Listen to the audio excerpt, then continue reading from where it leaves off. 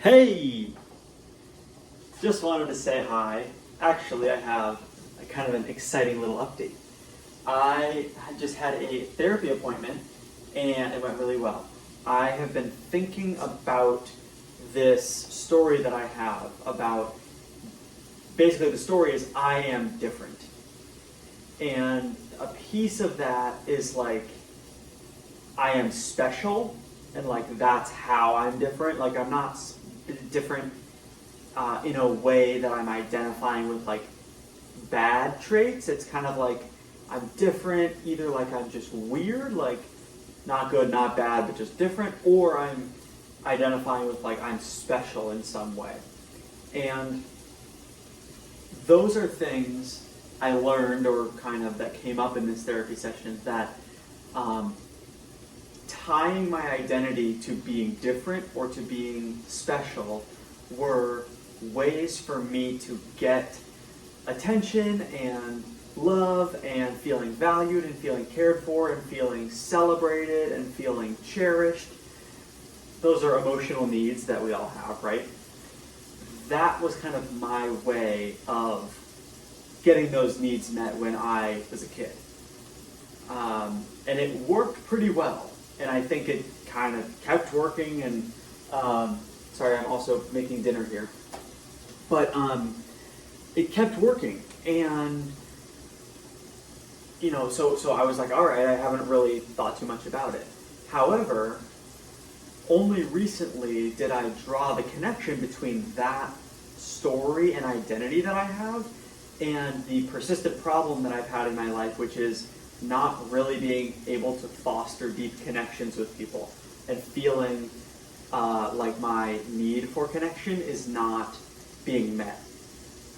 And like I'm not meeting it, and the relationships in my life aren't meeting it, and whatever. So that's been the core thing I've been trying to figure out for a very long time. And the whole time I've had this story that I'm different from everybody else. I'm fundamentally different. Like there's something about me, and at times I could probably go into depth about like what do I think those things are that make me so different from everybody else, right? And what I'm realizing is that whether it's true or not is not the point. It's not a question of is this true? It's a question of is this useful? I think that's the case for any story that we tell ourselves. Is this story useful for me to believe in order to achieve the thing that I want to achieve? Which, in my case right now in my life, is achieving deep connection with people. To me, what that looks like is having, let's say 1, 2, 4, 5, 6 friends in my life who I'm like, okay, I love being around you. I feel like I can be myself around you. I can talk vulnerably and openly about the experiences that I've had, and I feel like it will be safe to do so, and we can both be vulnerable. I'm listening to you, I'm hearing you with these friends. We're having deep conversations. We're talking about, that stuff that I really love, talking about the meaning of life and what are we doing here, existential. How do you think about death and how do you deal with that day to day? Like those big questions. And then also just having fun, right? The lightness, the playfulness.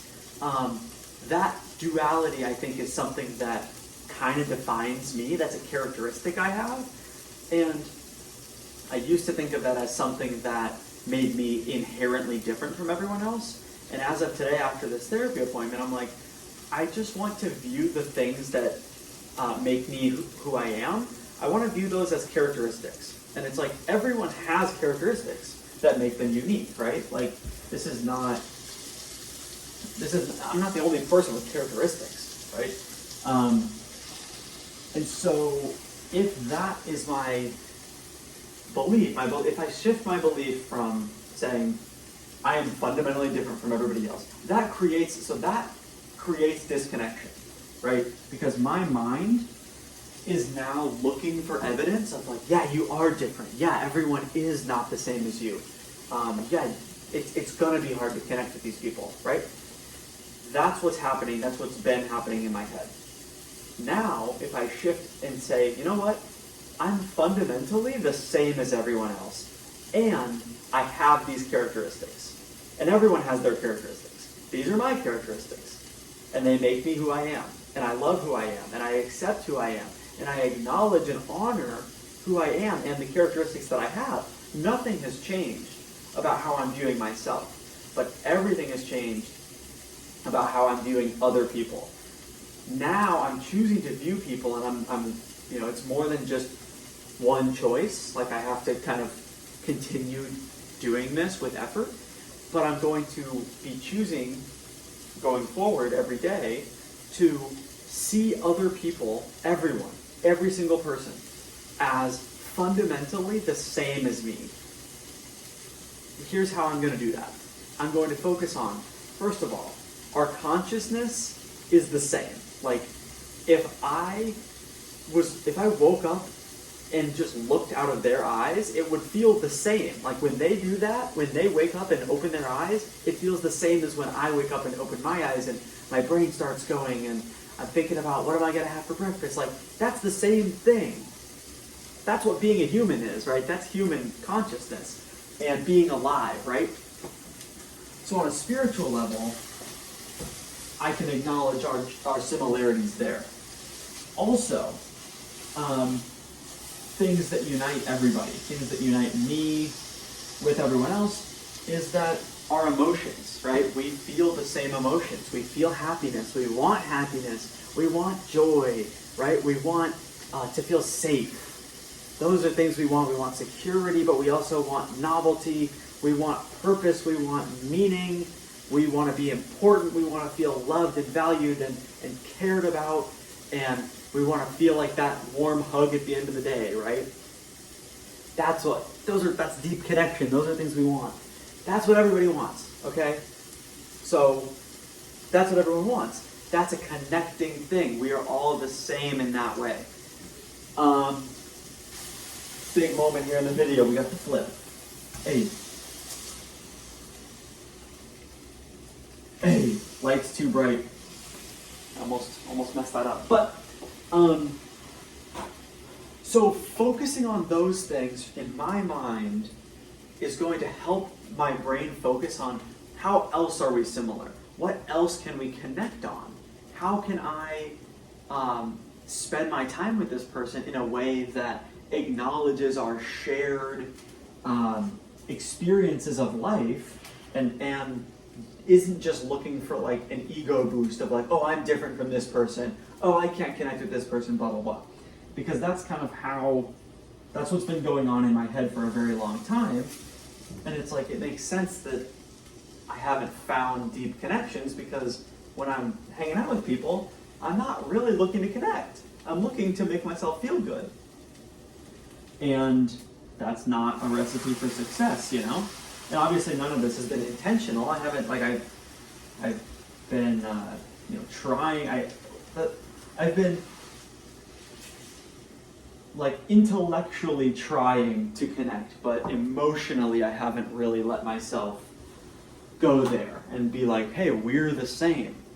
And so a part of this decision is confronting the fear within me that if I'm not different, then I won't get my needs met. Because as a kid, if I wasn't different, I kind of just blended in with everybody, and it wasn't like, some of the adults in my life were kind of busy or distracted or kind of hard to pin down. I wasn't super consistently receiving that,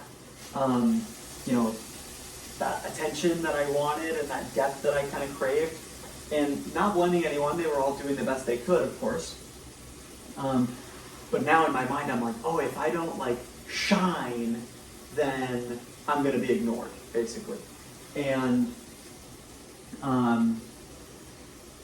we got a lot of grease management going on here, so don't mind me. But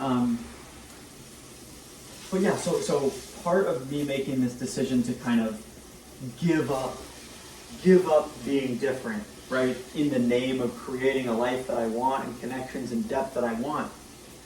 A big part of that is addressing the fear of what if if I'm not exceptional, if I'm not special, if I'm not different, if I'm just another person, well then, what if I don't get, get love, or get connection, or,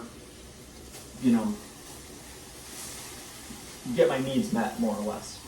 And so yeah, addressing that fear is going to be something that I'm already thinking about, but I think that some parts work would be good for that as well, because in parts work you can go in and find the version of yourself that began to believe that thing, and that is kind of trapped in time and still believes that thing, and your inside, in your brain, your protective parts are still protecting that kid that feels like, oh, I have to be different, I have to be special in order to be loved.